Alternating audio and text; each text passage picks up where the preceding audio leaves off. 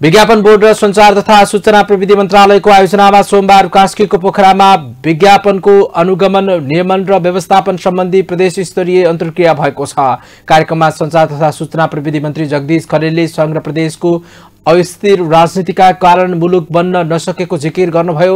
उहाँले स्थानीय तहको सडक, शिक्षा, स्वास्थ्य, खानेपानी लगायतका क्षेत्रमा काम गरिरहेकाले केही हदसम्म गणतन्त्र टिकेको दावी गर्नुभयो। हाम्रो देश त त्यसरी चलेको छ नि।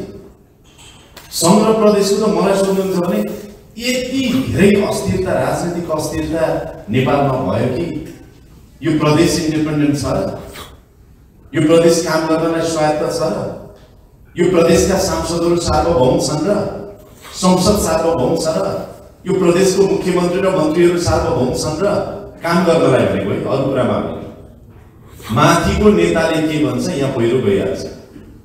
त्यसैले यदि नडाटी भन्ने हो भने अहिलेसम्मको अवस्था त हामीले संघीयताको त अभ्यासै गरेका छैन। संघीयताको अभ्यास रूपमा भएको छैन, व्यवहारमा भएको छैन।